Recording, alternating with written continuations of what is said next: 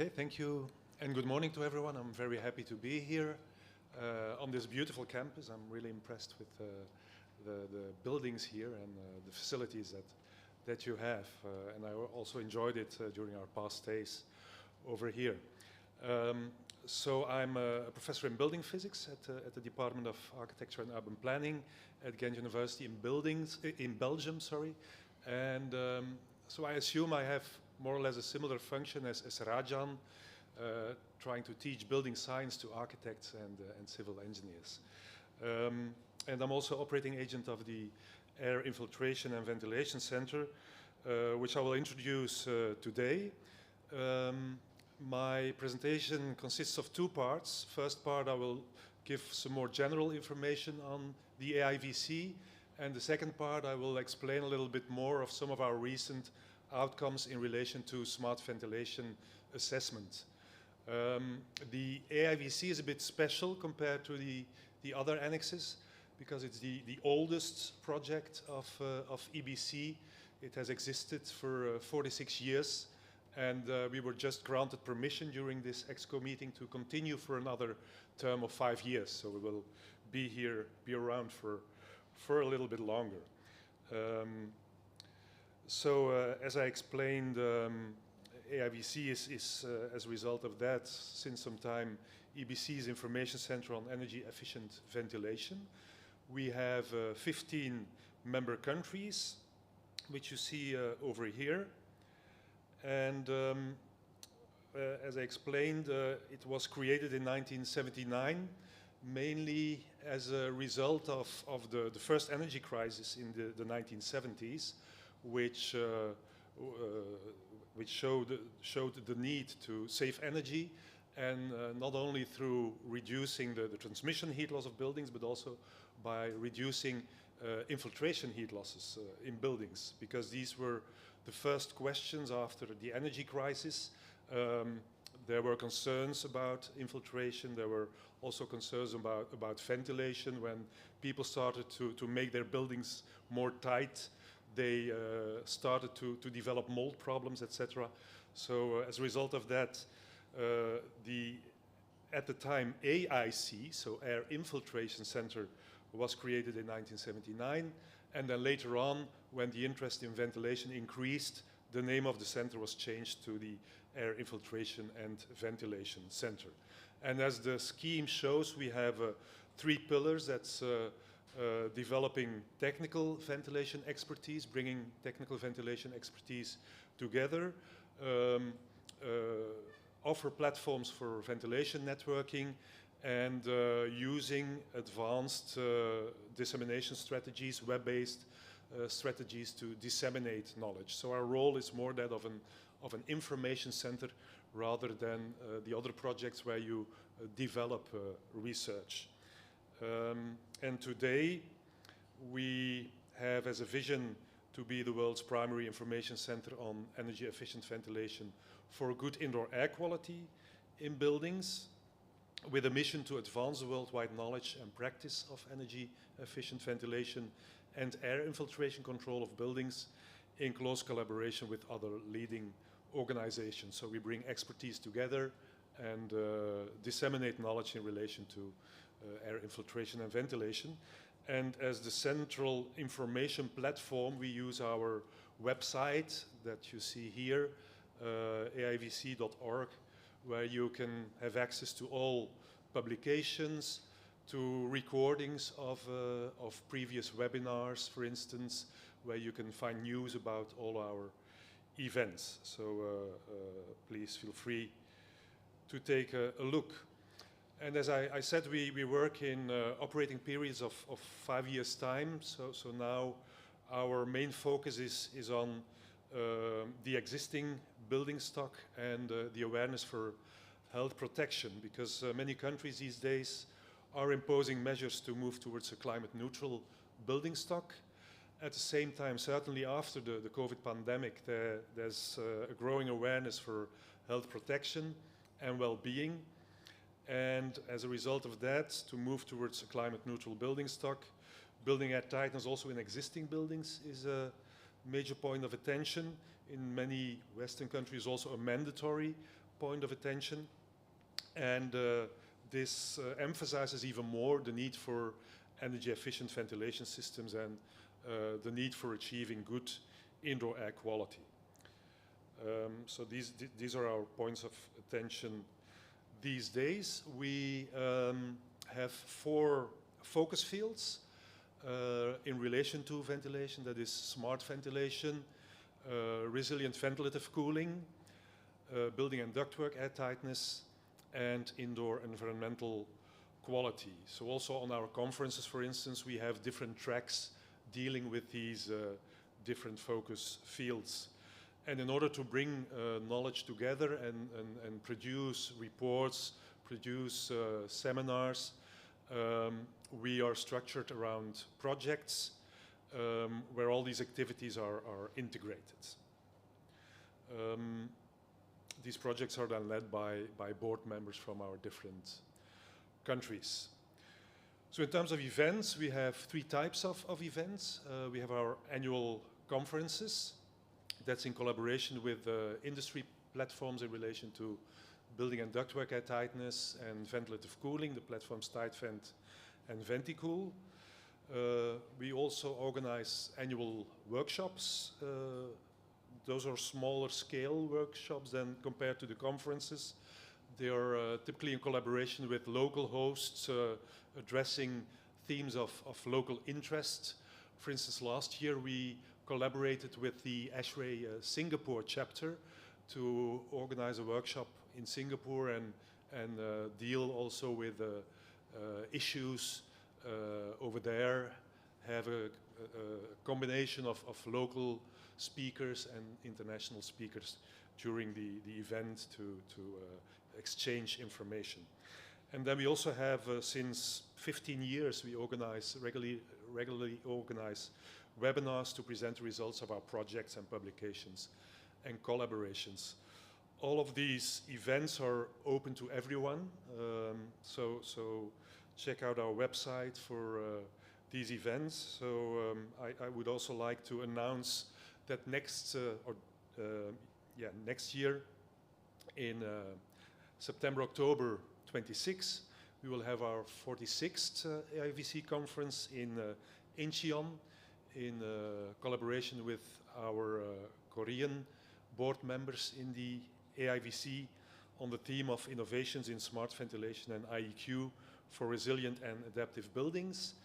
The call for abstracts is still open until mid-December, so I encourage you to take a look, and if you're into ventilation research, please submit an abstract and come and present your work in Incheon next year.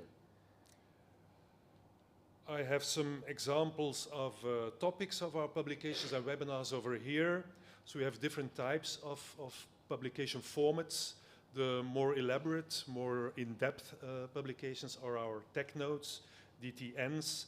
We had one, for instance, on residential ventilation and health, or on the overview of trends in building and ductwork air tightness in different countries.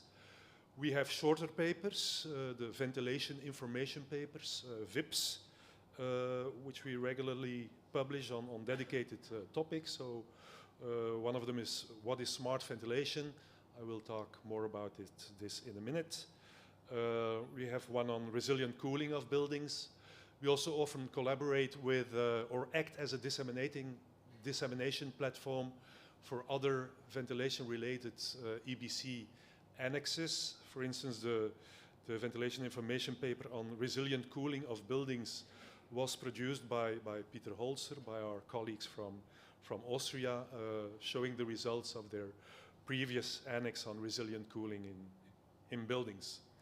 And then some examples of recent webinars, which you can still consult on our website. The recordings are available. For instance, energy performance of gas phase air cleaning, recent standards and guidelines on CO2 application and interpretation, or improving thermal resilience of buildings to overheating, again in collaboration with our colleagues from the annex on resilient cooling of buildings. And all of this information is created in collaboration with different organizations. We collaborate with industry partners. We collaborate with different HVAC associations, for instance, RIVA in Europe, ASHRAE in the United States. We have an MOU with EZIAC. So we try to gather, to combine forces and learn from each other. So with that, I conclude the first part of my presentation, and now I will show you some of our results. So in the last years, we have worked a lot on smart ventilation and smart ventilation assessment. This has resulted in a number of publications, so I will mainly show you some results coming out of these publications. So we've had we are still working on a series of papers discussing the trends in building ventilation requirements and inspection in various countries. We have now about 4, but we hope to continue to have all countries from AIVC. Earlier this year, we published a tech note on smart ventilation in residential buildings, mainly a literature review. And then this summer, we also published a contributed report. A contributed report means that it is not developed by the AIVC, but it is developed by an academic which is in contact with AIVC and whose work is acknowledged by AIVC as very valuable for the field. So this is in fact a report developed by the team of Ben Jones in the University of Nottingham in the UK on quantifying population harm from indoor air contaminants in dwellings. And I'll also discuss this a little bit more in the coming slides. But let me start a little bit with, so when we discuss ventilation regulations in buildings and standards, we can't do this without discussing energy efficiency regulations. So this graph shows you the evolution, and I'm sorry, but this has a large European perspective because many of the developments of smart ventilation are related to heating dominated climates, and where the main aim of smart ventilation is to reduce energy use for heating by reducing ventilation flow rates with outdoor cold air when it is possible. So mainly in North America, Europe, we have seen these developments. So that's why I show you this graph. It shows you the timeline of the different thermal regulations in Europe. So after the energy crisis of the 1970s, we saw a general introduction of thermal regulations in different European countries, mainly addressing thermal insulation requirements. Later on, the regulations were mainly driven by the European Union with the Energy Performance in Buildings Directive, and many of the member states followed these directives and created their own regulations, mainly assessing energy performance. And now more recently, with EPBD revision and some updates of regulations, for instance in France, we've seen that there are also provisions for life cycle carbon in these regulations. So in association with this evolution over time, we've seen that buildings have become more energy efficient.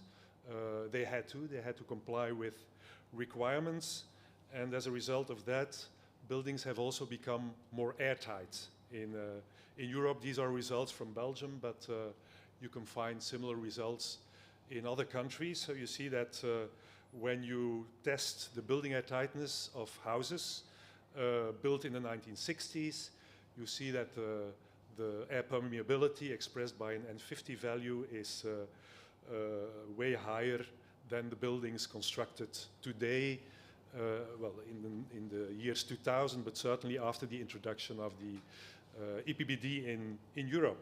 And as a result of that, of course, the need for energy efficient ventilation has increased. And so in parallel with these thermal regulations, we saw also a development of ventilation standards in different, again, European countries, which I take as an example. Above the line, you see the introduction year of different standards is in different countries. This is information taken from these country reports that we have collected with EBC, so I hope there are no mistakes in here. And then below the blue line, you see the introduction of regulations. Standards means it's not necessarily mandatory to comply with these standard rules. Regulations means that ventilation requirements become mandatory, and in many countries also these mandatory ventilation requirements were introduced in parallel with energy performance regulations. So in the beginning, the early regulations relied mainly on prescriptive requirements, prescribing which flow rates you needed, prescribing sizing rules for ventilation components, while more recent regulations introduce also performance-based requirements, expressing limit values for maximum concentrations of pollutants in buildings to which the design of ventilation needs to comply. And so to give you just an example of some prescriptive requirements, you see here a comparison of requirements for mechanical extract ventilation, which is quite common in many Western European countries, where you have ventilators, so outdoor air inlets in windows, which you see at the left-hand side at the bottom. And then you have mechanical extraction in kitchens, bathrooms, toilets, which are connected, for instance, to these chimneys you see on the left-hand side at the top. And as you see here, there's a comparison between Belgium, the Netherlands, France, and the UK. These prescribed extract flow rates might differ quite a lot. Also, the minimum leakage area of vents might differ quite a lot. So you see that in Belgium and the Netherlands, we typically need to use larger inlet ventilators, while in France and the UK, small ventilators are sufficient according to the local regulations. So the result of these prescriptive requirements is, in fact, that you're not really sure about which performance you're going to get when you apply these prescriptive requirements. You're not sure what you're going to get in relation to indoor air quality, but also not in relation to the heat losses through ventilation. So this graph shows you results of a simulation study where these different prescriptions were applied to 5 dwelling typologies, from flats to detached houses. And based on simulations, the ventilation heat loss was assessed. You see that on the x-axis, and also the average increase of carbon dioxide in those houses was assessed, which you see on the y-axis. And so you see that in a couple of countries, for instance, France, Belgium, and the Netherlands, they end up with quite a comparably good indoor air quality, let's say low average increased concentration levels, but at the expense of a bit higher ventilation heat losses, while in other countries, for instance the UK, you have lower ventilation heat losses, but at the expense of a bit poorer indoor air quality. That's the typical trade-off you have when discussing energy efficient ventilation. But well, what this shows is that with these prescriptive standards, you don't really know which performance you're going to get, and the performance might also be different depending on the dwelling typology, because also here you see differences. So each circle here is another type of dwelling, and you have slightly differing performances. So because of that, yes, that's what I already explained. So because of that, performance-based ventilation becomes more important, and smart ventilation plays a role here. So EBC has developed a definition for smart ventilation, which was published in this VIP, where we define smart ventilation as a way of ventilating where you continually adjust the ventilation flow rates in the system in time and location to provide the correct indoor air quality and at the same time minimize energy consumption while also minimizing other disadvantages of ventilation like noise, costs, etc. Improving thermal comfort might also be part of it. So if your main task is to improve thermal comfort, we typically call this hybrid ventilation. If the function is mainly to provide indoor air quality, we typically call this demand-controlled ventilation. And so a smart ventilation system, while perceiving those goals, might respond to occupancy, outdoor conditions, indoor contaminant levels, electricity grid needs, etc. The presence of a cleaning system, an air cleaning system, or the event of opening a window. So the system might respond to all of this. Here is an example of a demand-controlled ventilation system, one of the commercial systems available in Western Europe for dwellings, where you see that these are mechanical extract systems. So in the ventilation unit, in the ducts, there are sensors. So the availability of low-cost sensors has also increased the application of these systems. These extracts are connected to different rooms. Depending on the room, you might have different types of sensors, either carbon dioxide, humidity, relative humidity, VOC. And you see here how the system responds to carbon dioxide concentrations in a bedroom in a dwelling. We did a literature review on this, where you see that the majority of studies, of scientific studies on this type of systems are concentrated in North America, looking at application, and Europe, looking at applications there. The major part of these studies were simulation studies, a smaller part were experimental studies. And the graph gives you an overview of the energy savings that were achieved in these different studies. So you see a wide range of energy savings, ranging from even increasing the energy use, those are the red dots, to decreasing the energy use up to 90%. Of course, this energy saving figure depends on the reference that you take. If you consider a situation where you have poor indoor air quality as a reference, then of course you need to increase the flow rates to improve the indoor air quality, which leads to an increase in energy use. So part of the work here has also been to look at what is a correct reference to define the energy savings of demand-controlled ventilation systems.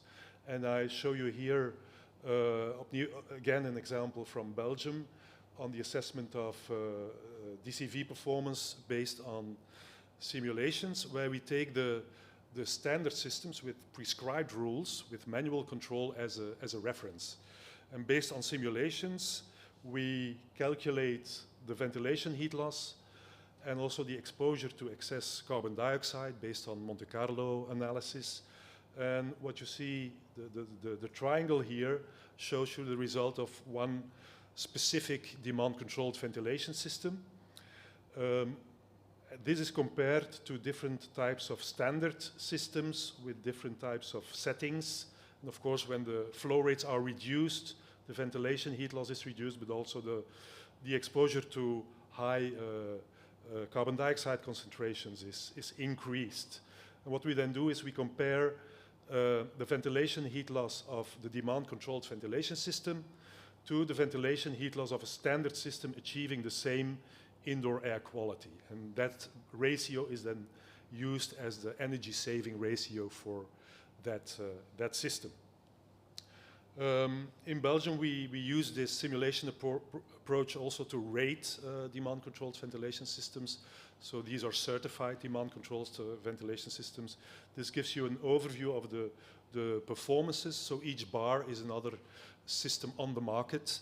And you see that the performance mainly depends on where the controls are and how extensive these systems can react to different controls. So the best performances are achieved with systems which have a carbon dioxide control in habitable rooms and the local control, often relative humidity based on in-service rooms. And then you have savings up to 50% or more. Okay, I move on towards the harm-based metric. So what we've seen up to now in most of these assessment methods, carbon dioxide is used as an indicator for perceived indoor air quality. How happy are people with comfort, with the freshness of the air? While the definition of acceptable indoor air quality is not only that, this is a definition taken from the ASHRAE standard. So in the ASHRAE standard, it is said that acceptable indoor air quality means that you have air to which a substantial majority of occupants do not express dissatisfaction with respect to odor and sensory irritation. So we use carbon dioxide to assess that part. But in the definition, it's also said that a substantial majority of occupants is not likely to be exposed to contaminants at concentrations that are known to pose a health risk. And that's not what you assess with carbon dioxide. So for that, you need another metric. And that has also been developed in EBC, in Annex 86. And we have collaborated with that annex to publish the results of those findings. So the team of Ben Jones and others, LBNL in the United States, have developed this metric, disability adjusted life years, to express the overall disease burden when you're exposed over your lifetime to increased contaminant concentrations. The result of that is you might develop diseases and you might experience a loss of life years with good health. And that is expressed, is quantified by means of disability adjusted life years or DALYs. And what the team at Nottingham has investigated, they have tried to quantify the amount of DALYs which a population incurs when being exposed to indoor air, to indoor contaminants. They used a large range of data sets of monitored indoor air contaminants. For that, they have used information from epidemiological studies, toxicological studies, combined these to quantify the total harm. Of course, there's a large variation, but the total median harm is then estimated to be 2,200 DALYs.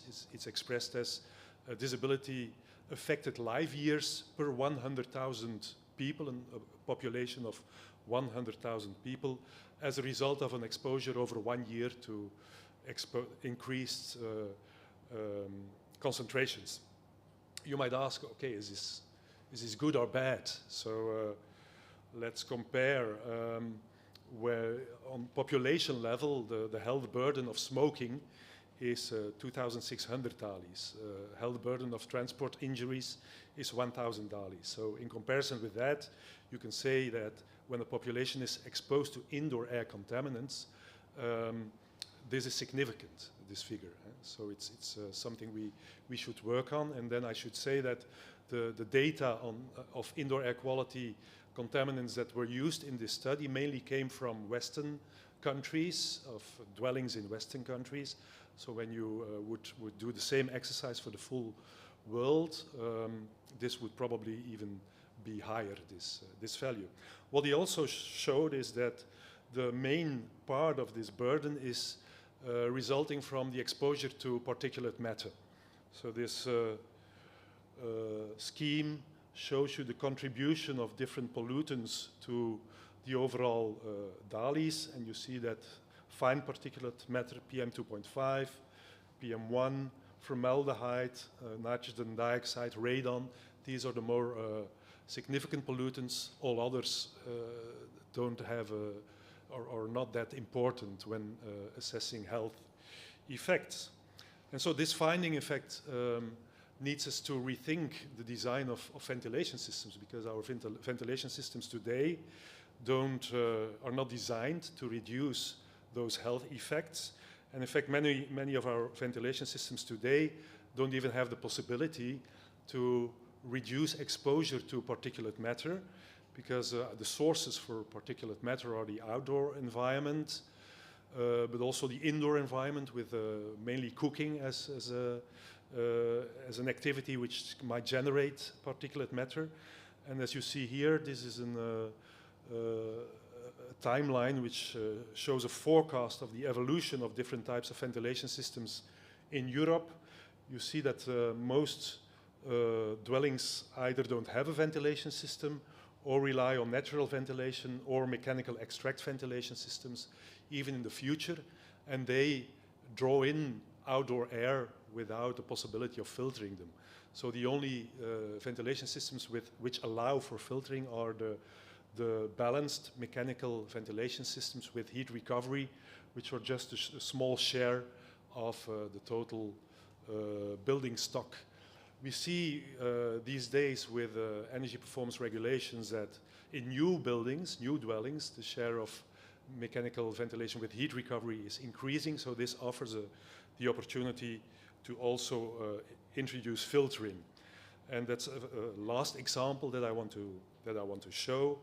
That's a study from our Dutch colleagues where they try to see how they could reduce the exposure to particulate matter by introducing fine dust filters in the inlet of existing balanced mechanical ventilation systems. Normally you only have a coarse filter there, but in this study they introduced a fine filter as well to see how the ventilation system can improve this situation. I won't discuss this in detail, but it just shows this is an overall result of their studies. It's based on simulations. So the graphs shows the average annual exposure to PM2.5. And you see that with the standard systems, mechanical extract ventilation or mechanical ventilation with heat recovery with a coarse filter, the average annual exposure is higher in the Netherlands in dwellings than the WHO guideline value, but by introducing fine filters, you improve the situation on condition that you also have a more airtight building envelope, and you also use cooker hoods to extract the particulate matter produced by cooking. And so with that, I would like to conclude. I hope I gave you some examples of results that come out of our AIVC collaboration. So thank you for your attention, and I hope Google didn't miss with a Hindi translation.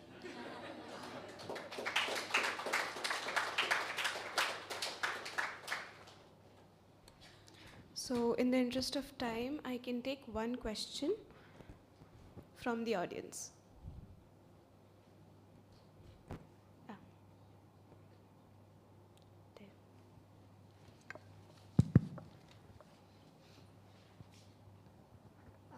Thank you, sir, for the very informative presentation. I just wanted to ask, since most of the guidelines are set based on CO2 concentration or PM particles, how does thermal comfort come into play when, when we set the guidelines? Like, since most of the Can you speak a bit closer to the microphone? Like most of the demand, energy demand is ventilation and infiltration, like comes from ventilation in these loads. So how does thermal comfort come into play when you are setting guidelines for ventilation requirement? Yeah, well, as I said, these are these are examples from heating-dominated climates. So in most of these studies mainly look at winter situation, where thermal comfort is achieved by a heating system with separate set points. And so we're mainly looking at ventilation and infiltration heat losses while managing these set points. So as a result of that, it is assumed that thermal comfort is satisfied during winter.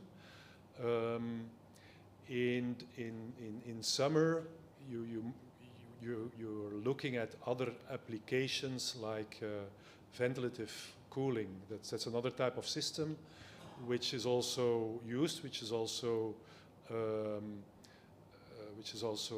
able to assess in regulations.